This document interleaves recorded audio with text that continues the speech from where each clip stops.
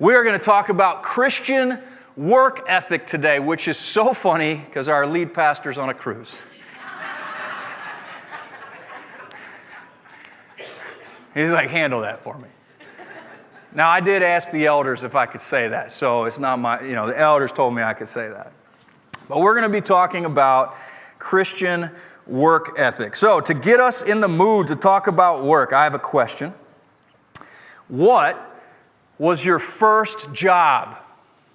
What was your first job? Who had like a really cool one? Anybody have like something like, what was it, Herb? You worked at the Brunswick Lake. Okay, like back when they had the bumper boats and it was like a park.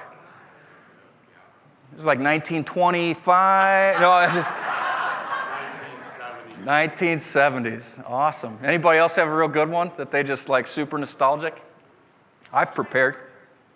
Who said that? At the orchard. What'd you do there? Picked blueberries. Wow. That's a lot of blueberries. All right, now I know why the tips of your fingers are always blue.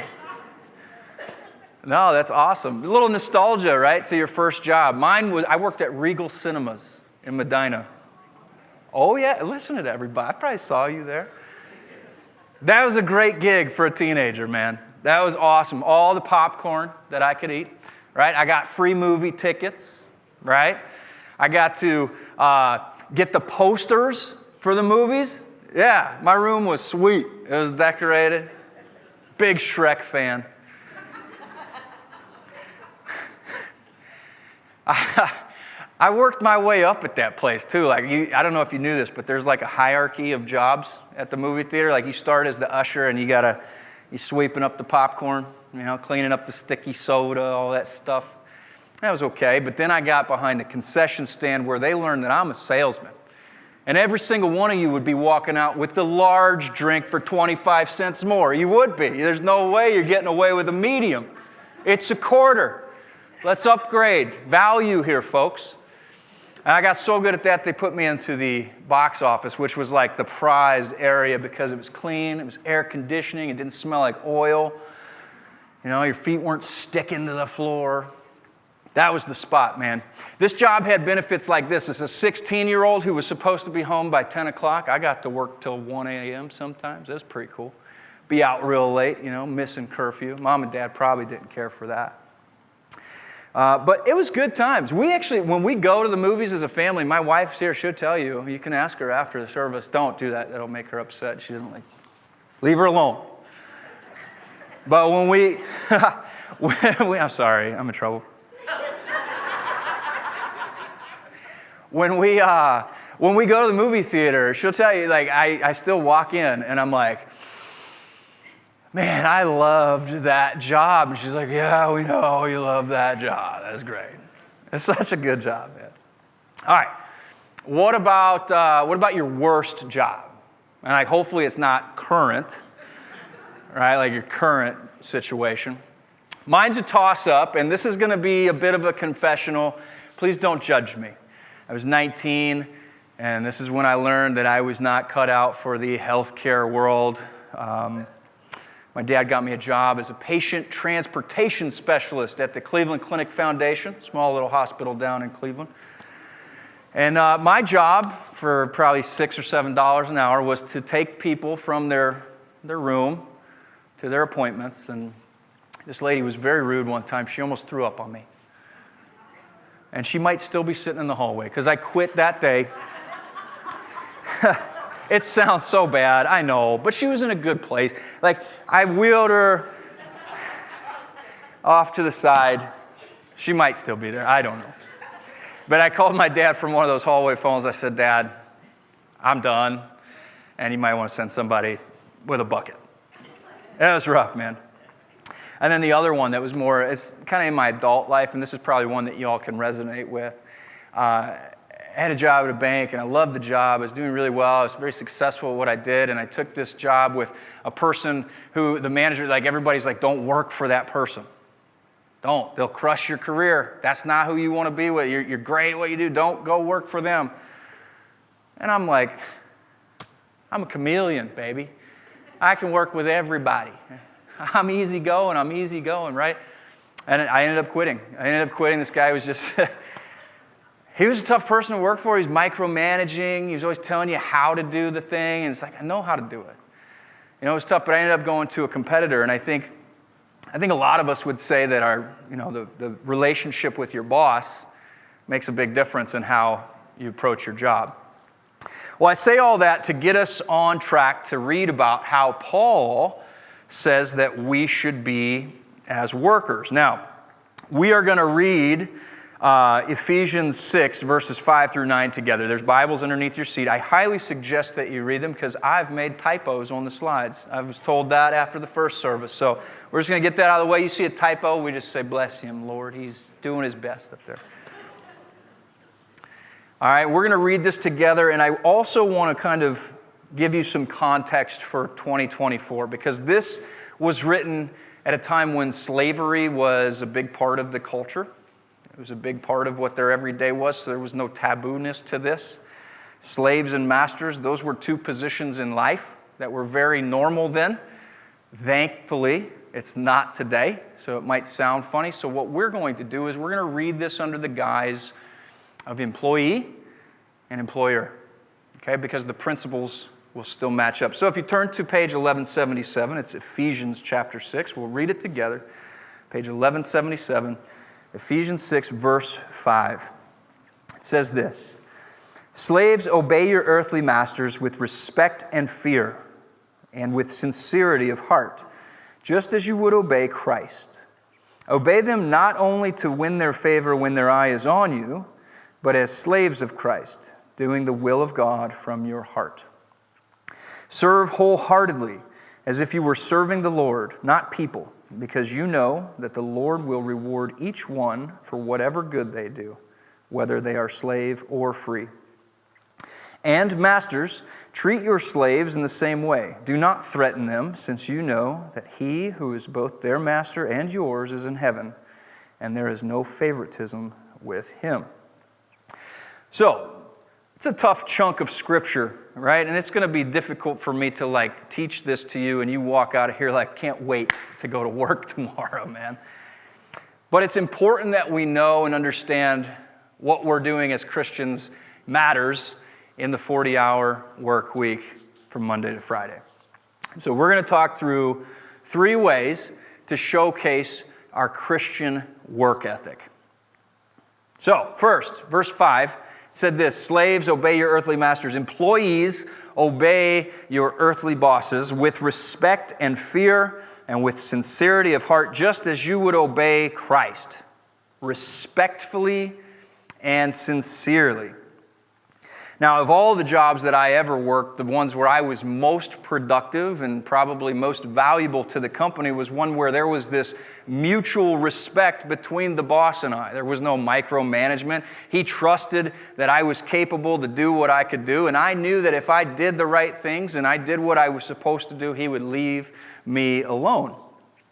But this instruction by Paul does not hinge upon mutual respect. Unfortunately, it doesn't say if your boss is really good to you, then I need you to treat him with respect and sincerity. No, this is a unilateral contract that we are entering into. This is what Christianity is all about. It's the tough thing. It's the hard thing about Christianity. It's that I'm going to live up here even if others live down here. It's that same type of commitment that Jesus made, even if they don't believe in me, I'm still going to die on the cross for them. It's the one that he preached in the Sermon on the Mount, that when your enemies curse you, you are to bless them. And when they persecute you, you are to pray for them. It's a style of life where we're always to raise the level of our game, regardless of how the other party is approaching it. Now, in work, in the employee-employer world, there's this transactional give and take, relationship. I'm going to give you 40 hours of my week, and in return, every 2 weeks or on the 1st or the 15th, you're going to give me a paycheck or health insurance or 401k or whatever it is, right? There's this, if I do this, then I deserve this. But that type of transactional thinking in these areas of our lives we'll do well to get rid of that when thinking through the lens of Christianity. Because thankfully, in Christianity, you don't get what you have earned, and you don't get what you have deserved. And while it might be difficult for us to go into work and see our boss and be respectful and sincere when they mistreat us or don't recognize us the way that we like, Paul says you're not really working for them. You're not working for them. So we got to think through who the boss is. Paul says this, it's Jesus. Act as though you are working directly for Jesus. He's saying to Christians, when you're at work, you're repping my brand. Okay? You aren't working for your boss, you're working directly for Jesus. Now let me ask, how different would your level of respect or sincerity to your employer be if you were starting to focus on them as if you were doing it specifically for Jesus? Like I left that lady, man, for Jesus. I left that lady in the hallway like, oh my gosh. Oh, I'm not going to get what I deserve. I'm thankful for that. So we shift from looking at our boss, Bob, Karen, Susie. It's not them. It's Jesus. All right. The second thing that he says. Obey them not only to win their favor when their eye is on you, but as slaves of Christ, doing the will of God from your heart. So not only respectfully and sincerely, but also with integrity, with character, even when no one is looking. You guys remember in school, teacher would have to go take a kid to the office, and then everybody in the class, just chaos. It was crazy, right? Spit wads. We would take pencils and try to get them in the ceiling like darts. You guys are looking at me like you didn't go to Brunswick. That's what we did, okay? I'm telling on all of you. I know you did it too. I was in there. And it would be nuts, like you'd crumple paper, Kobe, right? You shoot it towards the trash can. And then you always designated the one kid, right? It was like the Paul Revere, and they're coming! Here they come! And like everybody would scramble back to the seats, right? I remember when I was in college, I played soccer, and the training was hard. I mean, it was hard training. We had to be in great shape, but we'd always we'd have to do these planks, you know? And I'd be watching my coach, because if he was looking the other way, I was putting that knee down, man. Oh my gosh. And then he'd look back over and back up like, little Ron Burgundy, 999, 1,000, right? Maybe cut the corner. I'm on the opposite side of the field. We're running. Instead of going around the corner, I cut it just to say, ultimately I was cheating myself, right? When we cut corners in life, usually it's to our detriment. I mean, obviously you could see that I cut a few corners in my training at soccer, right? Built more like a football player now. You ever find ways to cut corners at work?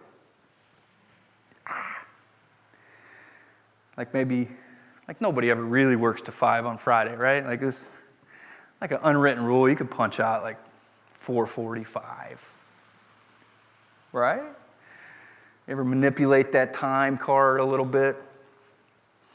Anybody ever been so sick you had to call off to play golf?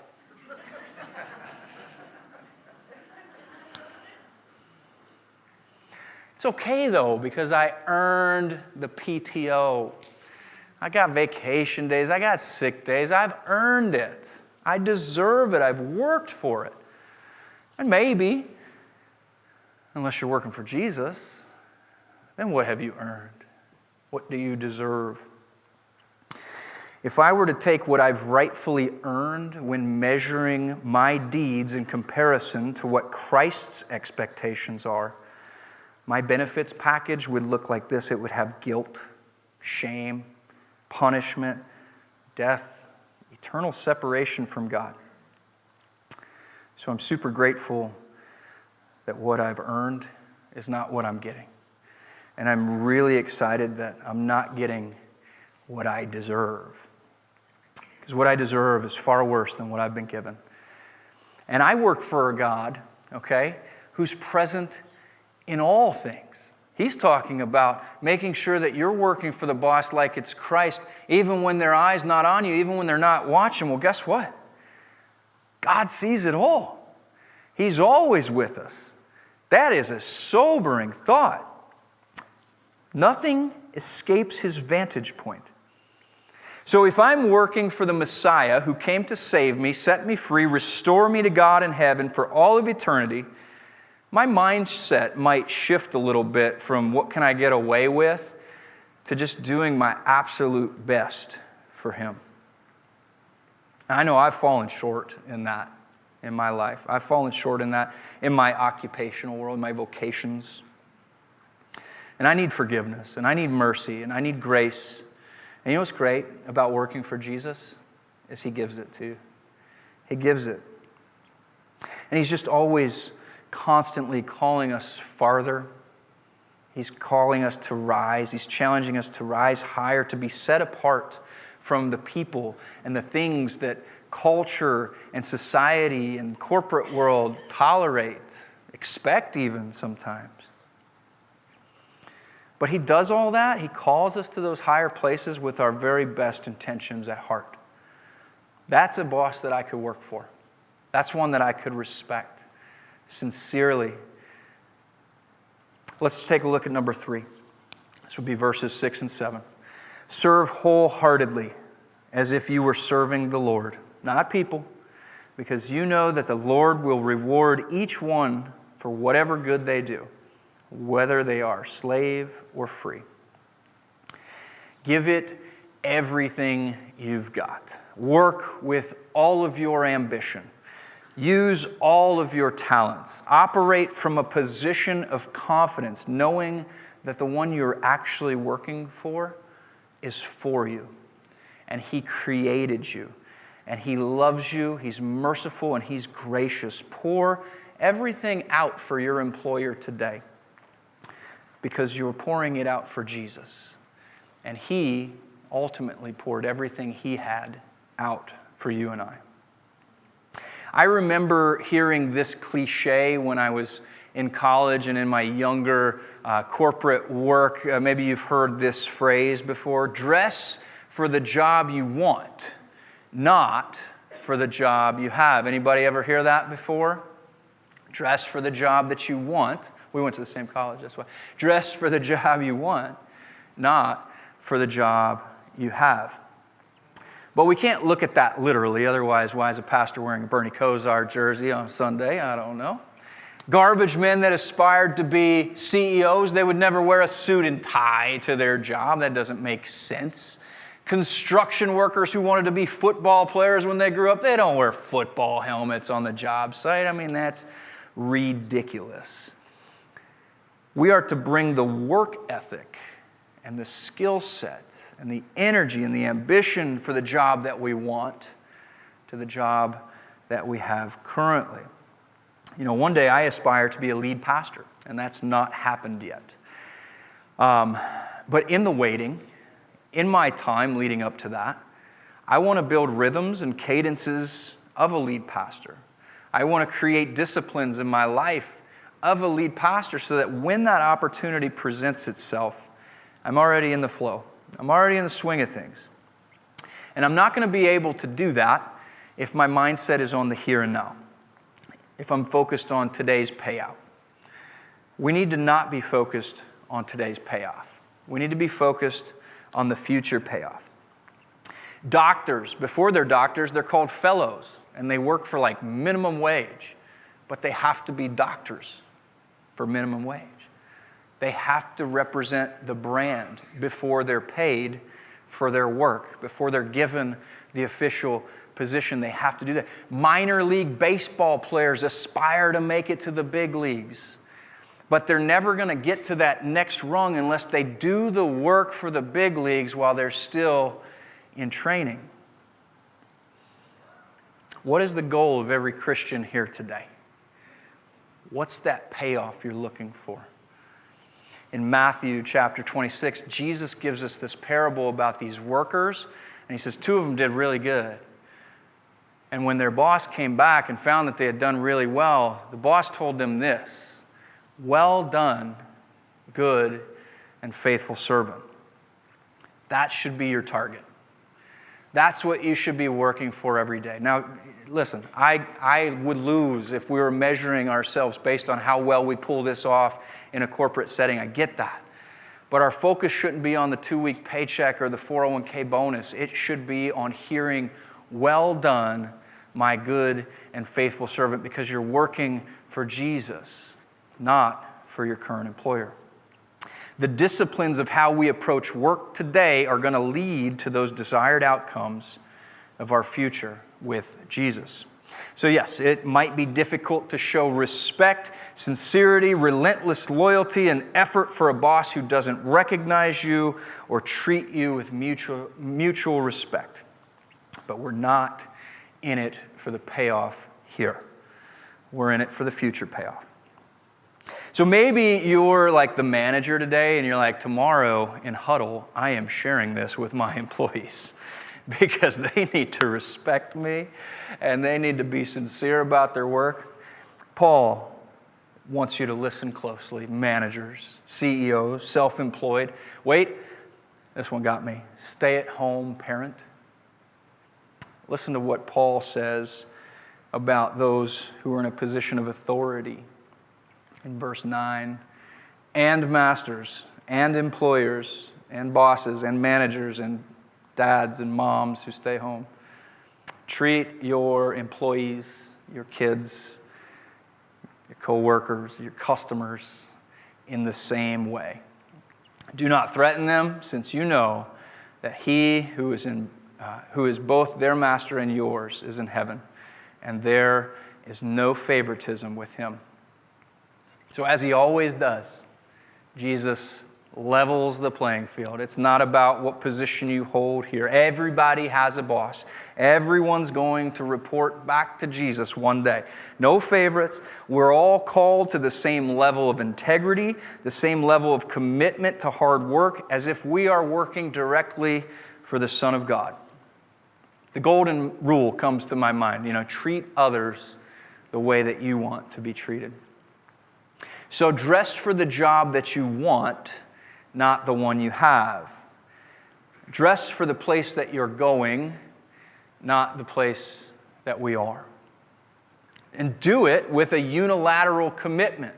Own it. It's on me, regardless of what others are doing, regardless of how I'm being treated. I'm going to do this as if I'm doing it for Jesus himself. I'm going to call the band to close us out. And as they come up, I want to just make sure we don't get stuck on this idea because we're talking about work today. And sometimes we might get confused, like, is it about what I do? And I want to assure you that it's not about what you do. Okay? That type of transactional thinking won't serve us well in our pursuit of a friendship with Jesus. You're not going to get what you deserve, thankfully. You're not going to get what you've earned, thankfully. And I want to close this sermon by reminding you of what Paul says earlier in Ephesians.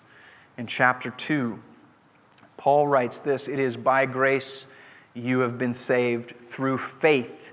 And this is not from yourselves. It is a gift of God, not by works, so that no one can boast. For we are God's handiwork, created in Christ Jesus to do good works, which God prepared in advance for us to do." You see that grace? That's the benefit package that you couldn't have earned and you don't deserve. And it saved you.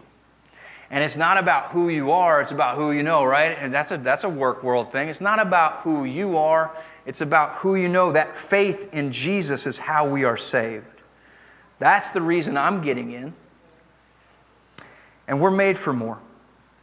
He says that we are created in Christ Jesus to do good works. We are made for more. So we might be accountants, and we might be doctors, and we might be firemen and nurses and school teachers and pastors. We might deliver potato chips.